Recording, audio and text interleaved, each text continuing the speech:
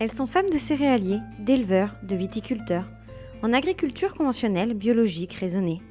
Elles viennent de petites, moyennes ou grandes fermes implantées sur toute la France. Sont issues du monde agricole ou le découvrent jour après jour.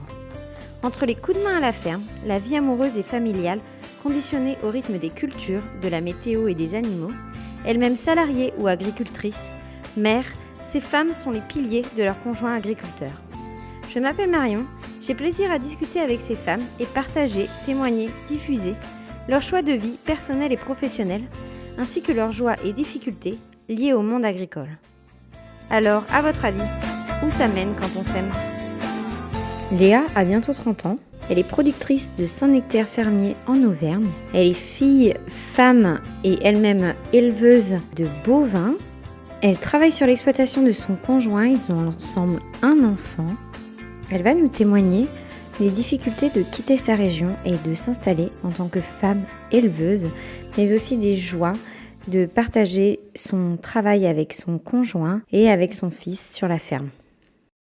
Alors moi c'est Léa, je vais avoir 30 ans dans 2 mois. Je suis agricultrice dans le Puy-de-Dôme à Sauzay-le-Froid. Je suis en couple depuis 8 ans avec mon conjoint et nous avons eu un petit garçon qui a 18 mois. Est-ce que tu peux nous présenter rapidement votre exploitation ?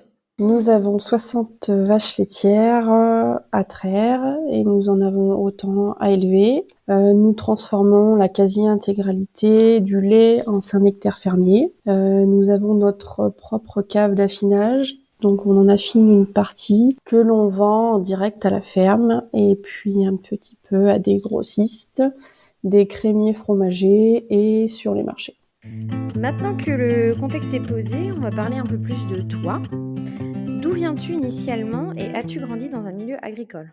Alors moi j'ai un parcours un petit peu atypique. Donc mon père est agriculteur, je suis originaire en fait de la Sarthe, je suis une Sartoise et en fait j'ai migré en Auvergne par la suite. Après mes études, je cherchais à m'installer donc avec mon père, je cherchais à développer un atelier de transformation sur l'exploitation. Et pour me faire une expérience, j'étais à la base partie pour 1 ou 2 ans en Auvergne. Au cœur de la fabrication du fromage. Donc j'ai cherché une exploitation pour travailler. Donc je suis atterrie ici, sur la commune voisine. Et puis au bout d'1 an, j'ai rencontré mon conjoint. Et puis je suis jamais repartie en fait.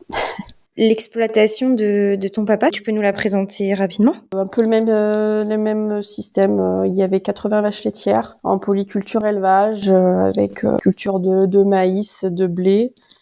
Et voilà, c'était un système en pâturage à 90%, quoi. Donc toi, tu as toujours voulu faire de l'élevage ? Ah, toujours, ouais, j'ai été baignée dedans et c'est mon père vraiment qui m'a transmis la passion des vaches, quoi. Ok, chouette. Quand tu as rencontré ton conjoint, lui cherchait quelqu'un pour travailler avec lui. Vous en avez parlé rapidement ou... Il cherchait pas forcément, mais il avait beaucoup de travail. Il était tout seul. Il avait qu'un salarié à l'époque et il était débordé de travail. Ça s'est très vite présenté comme une évidence de travailler ensemble. Moi, je travaillais donc à l'époque sur une autre ferme et puis très vite, je suis passée à mi-temps sur cette ferme et à mi-temps chez lui.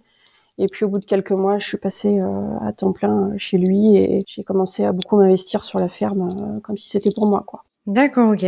Vous êtes un peu découverts aussi en travaillant ensemble, en fait. Oui, en fait, à notre rencontre, ça a été un petit peu un coup de foudre et en fait, on s'est aperçu qu'on s'entendait autant dans la vie personnelle que dans la vie professionnelle, quoi. On était sur la même longueur d'onde, surtout, quoi. Trop bien, trop chouette, ok. Pour en venir du coup à là, quelles études tu as fait et dans quel but ? Mais ça, on l'a un peu compris.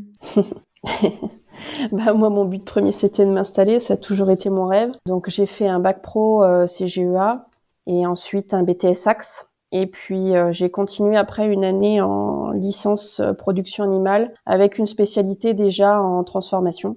Donc, ça m'intéressait déjà beaucoup à l'époque au niveau de la valorisation du lait. Et puis, j'ai fait beaucoup de stages dans cette dernière année où j'ai découvert la fabrication du fromage. Est-ce que quand tu as travaillé donc dans une autre ferme avant de t'installer avec ton conjoint, tu as ressenti de la discrimination? Être une fille investie dans le milieu agricole ou pas du tout? Alors non, justement, ça surprenait beaucoup qu'une fille débarque et et se fasse sa place et se laisse pas faire parce que bah, ça a impressionné quoi. Quitter sa région natale pour venir à 400 kilomètres travailler, ça a impressionné beaucoup. Au contraire, quand je suis partie de la première ferme, avant de rencontrer mon conjoint, en fait, les gens après m'appelaient en fait parce que ben je m'étais déjà fait un nom au bout d'un an du fait que voilà que je sache travailler et que j'ai du caractère comme ça pour faire ce que je fais quoi. Ok, oui, il faut un certain courage, une certaine force pour faire ce que tu as fait. Donc, je comprends que ça marque un peu les esprits aussi.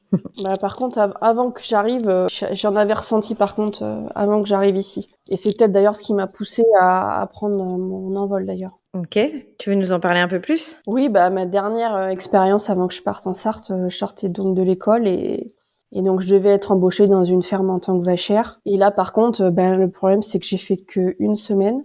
Et j'ai fait une semaine non pas parce que je n'arrivais pas à faire ce que j'avais à faire, mais parce que la personne qui m'avait embauchée, clairement, bah il voulait pas me garder parce que j'étais une fille, quoi. Donc ça a été très dur. Ah ouais. Il te l'a dit clairement ou tu l'as fait ressentir? Puis il me l'a fait ressentir et puis à la fin, il me l'a carrément dit clairement, quoi. Qu'est-ce qu'on répond à ça, sauf avoir envie de s'installer et de prouver le contraire? Ben ouais, on redouble du coup d'efforts pour montrer tout ce qu'on vaut, quoi. C'est vrai que ça m'a beaucoup marqué et après, je pense que c'est ce qui m'a rendue aussi déterminée, quoi. Je comprends. Du coup, maintenant, donc que tu es installée, agricultrice avec ton conjoint, quelles sont tes missions à toi sur l'exploitation et celles de ton conjoint? Comment est-ce que vous dispatchez les tâches sur l'exploitation? Alors on est tous les deux très polyvalents sur tout. Après, on a bien sûr nos propres tâches quand même chacun au quotidien. Mon conjoint, lui, il est plus sur la partie alimentation, soins du troupeau. Et puis tout ce qui est travaux extérieurs, donc sur les tracteurs, la mécanique, les clôtures, des choses comme ça.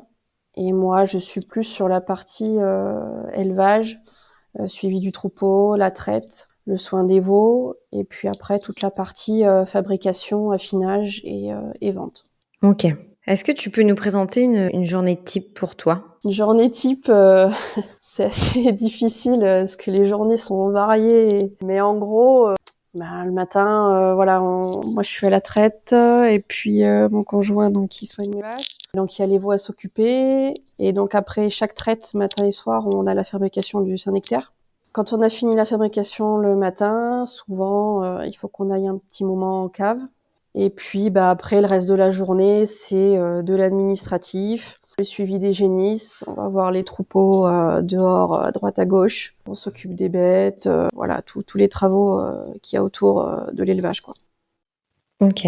Alors maintenant que nous te connaissons un peu mieux, nous allons discuter ensemble de ta vie de couple et de votre vie de famille. Tu nous as présenté un peu comment tu avais connu ton mari. Quels ont été tes premiers ressentis sur le fait qu'il était agriculteur? Faire ta vie avec un agriculteur, c'était un rêve? Est-ce que tu as eu des excitations, des craintes par rapport à ça? Ben, c'était un petit peu une évidence étant donné la passion que j'avais parce que je me disais que il y aurait qu'un agriculteur pour comprendre mon métier, quoi. Après, j'étais pas fermée à ce que mon conjoint ne fasse pas ça, mais il aurait fallu qu'il comprenne les contraintes et puis les horaires surtout.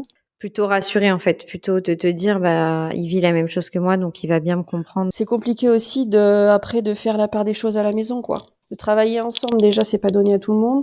Et après, quand on peut, il faut que dans la vie personnelle, après, on fasse la part des choses. Et ça, c'est pas toujours évident de pas ramener les problèmes à la maison, quoi. Ouais, essayer de couper un peu, de parler d'autres choses, et autre chose que l'exploitation quand on rentre. Ouais, ça, c'est difficile. Et quels ont été, lui, ses premiers ressentis sur le fait que tu étais agricultrice ou que tu souhaitais en tout cas, l'être?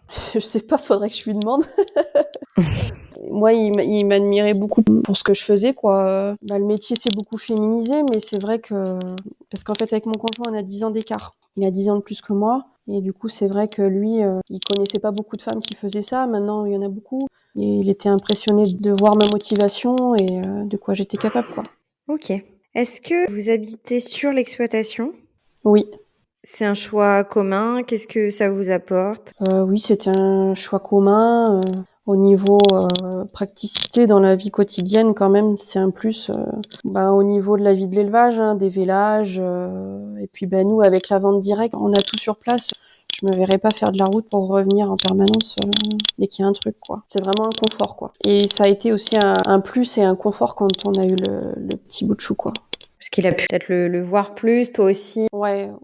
Est-ce que vous avez de l'aide sur l'exploitation? Est-ce que vous avez des employés? Oui, jusqu'ici, on avait 2 salariés et 2 apprentis. Est-ce que ça vous aide aussi pour votre organisation familiale? Ah oui, tout à fait, oui. Pour jongler entre tout, c'est nécessaire. Donc tu t'es installée sur l'exploitation de ton conjoint. C'était une exploitation depuis plusieurs générations. Est-ce que ta belle famille travaille encore dessus? Oui, c'est une exploitation familiale depuis 3 générations. Mes beaux-parents sont à la retraite. Mon beau-père vient encore un petit peu sur l'exploitation, mais juste pour vraiment filer un petit coup de main, quoi. D'accord, oui. C'est toujours compliqué de couper le cordon. Oui, voilà. Ok. Vous avez un enfant. Quel âge a-t-il? Est-ce que l'arrivée de cet enfant a été compliquée vis-à-vis de la période agricole et du travail sur l'exploitation? Il a 18 mois là actuellement. Ça a été, il a fallu qu'on prévoie un petit peu l'organisation quand même. Ouais. Mais étant donné qu'on avait réussi à trouver de la bonne main-d'œuvre, ça a été assez facile à gérer. Après, on désirait un enfant déjà depuis longtemps, mais on avait longtemps attendu parce qu'on n'avait pas le personnel qu'il fallait et on se disait qu'on n'allait jamais y arriver à faire tout notre travail avec un enfant. Et puis il y a un jour où on a dit il faut plus qu'on se soucie de ça, sinon on fera jamais rien. On s'est décidé à quand même faire notre vie de famille et puis on s'est dit on adaptera après en fonction.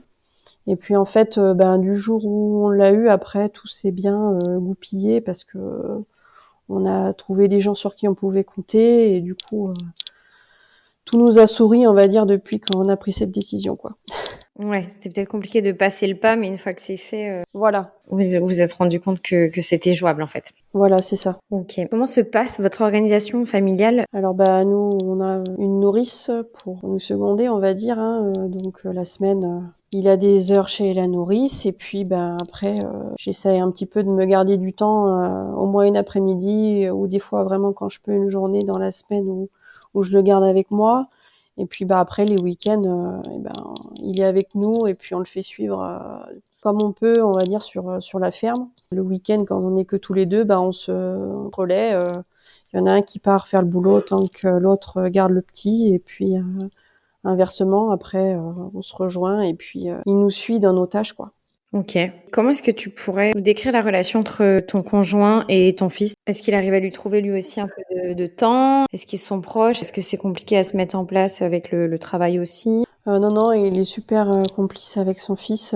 C'est un très bon papa, il s'en occupe très bien. La plupart du temps, les week-ends, surtout le soir, c'est lui qui s'en occupe tant que moi je trais. Donc après, il me rejoint et il reste vraiment un bon bout de temps avec son père le temps que je puisse le récupérer. Non, il profite vraiment de son fils et il essaie de le voir au maximum. On essaie de se garder un maximum de temps pour passer des moments en famille. Trop chouette. Ouais, donc en fait, au final, vous arrivez à passer presque autant de temps que ce soit toi ou lui avec votre fils. Ouais, tout à fait. Trop bien. Ok. On essaie on a trouvé un bon équilibre. Voilà, moi le matin quand j'ai fini, c'est moi qui m'en occupe. Après le soir, c'est lui, donc on en profite, on va dire, presque à temps égal, quoi. Ok.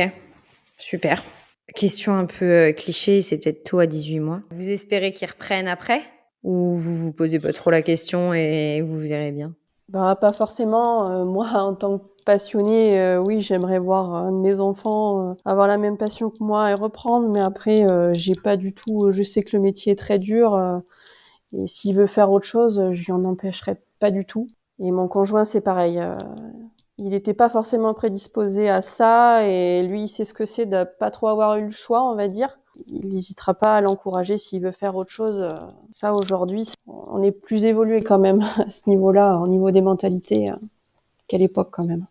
Oui, ça a bien avancé, c'est clair. Tu dis que lui, c'est très bien ce que c'est j'allais dire, d'être un peu obligé de reprendre. Est-ce qu'il a est-ce qu'il a une pression de ses parents là-dessus? Oui, ouais. Ouais. Ok. On lui a pas trop. Il aurait bien voulu voir un petit peu autre chose et puis voilà, à l'époque, il a pas trop eu le choix de reprendre la ferme familiale. C'est un peu les anciennes mentalités ici. Moi, j'ai trouvé que quand je suis arrivée ici, en Auvergne, ils sont pas toujours allés voir ailleurs et du coup, ils sont un petit peu moins ouverts sur ce sujet quand même. Ok, ouais, je comprends, d'accord. Mais après, il adore ce qu'il fait et il est passionné aussi, hein, mais voilà. C'était pas toujours évident. Quand on te force un petit peu la main, bon, voilà, ça reste quand même quelque chose qui te marque, quoi. Ouais, je comprends. Surtout sous les coups durs, quoi. On vit différemment que quand on l'a souhaité, entre guillemets, même s'il l'a sans doute souhaité. Je comprends ce que tu veux dire. Voilà. Vis-à-vis de votre couple, comment est-ce que vous trouvez vos moments aussi à deux, à côté du travail à la ferme et à côté de cette organisation familiale avec votre fils? Est-ce que vous vous accordez des soirées, des restaurants, des week-ends tous les deux? Là, c'est un petit peu plus compliqué, ouais, surtout qu'on a notre fils. Le temps qu'on prend, c'est en famille. Et c'est vrai que nous deux, c'est vrai que c'est très rare. C'est compliqué, ouais.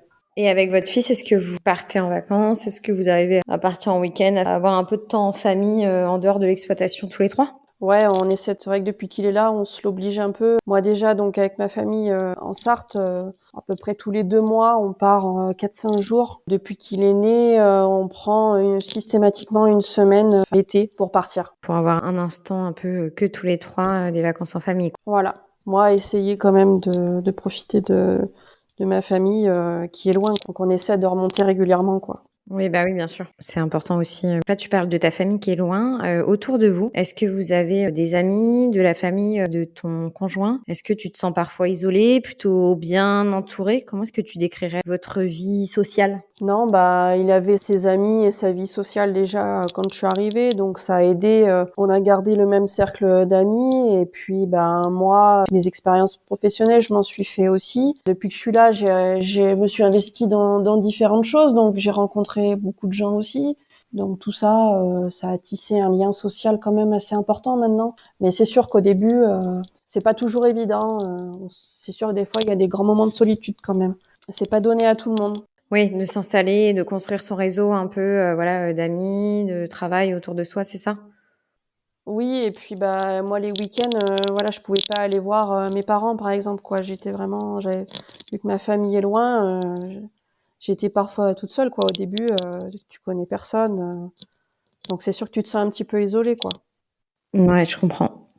Et est-ce que les personnes qui vous entourent sont toutes du milieu agricole ou pas spécialement?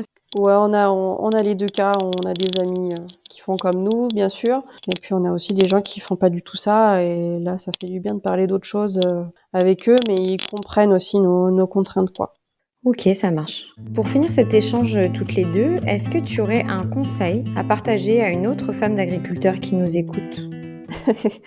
Faut pas s'oublier. Vis-à-vis de la ferme, vis-à-vis de ton fils, vis-à-vis de quoi tu penses ça? Ben, vis-à-vis un petit peu de tout, il faut se concentrer sur l'essentiel, mais il faut pas s'oublier aussi en tant que femme personnellement, quoi. Ok, ouais. Ne pas trop se mettre de côté par rapport à tout ça et à son investissement sur l'exploitation agricole aussi, peut-être. Bah, c'est bien de s'investir, c'est bien de prendre du temps pour sa famille, tout ça c'est important. Des fois, il faut prendre du recul et il faut s'occuper un peu de soi et prendre ne serait-ce qu'une après-midi de temps en temps pour faire vraiment que ce qu'on veut, nous, personnellement. Il faut penser un peu des fois à soi parce que à trop des fois penser aux autres, on s'oublie et c'est pas bon, quoi. Pour conclure, qu'est-ce qui, selon toi, t'épanouit chaque jour dans ta vie de femme d'agriculteur et d'agricultrice, du coup? Bah, déjà, c'est de me lever tous les matins et d'aimer ce que je fais. Et puis de pouvoir aujourd'hui peut-être le transmettre à mon enfant et d'avoir trouvé mon équilibre avec mes rêves, mes ambitions, mon couple et maintenant ma famille, quoi. Bah, c'est une super conclusion à cet échange. C'est super positif. Merci beaucoup d'avoir pris le temps de discuter tout ça. Bah, merci à toi, ça fait du bien de parler de ces choses-là. C'est ainsi que s'achève notre échange. Si cet épisode vous a plu, n'hésitez pas à le diffuser autour de vous. Mesdames, si certains propos font écho à votre vie, ou au contraire sont bien différents de vos choix personnels et professionnels, n'hésitez pas à venir discuter avec moi dans un prochain épisode. À bientôt!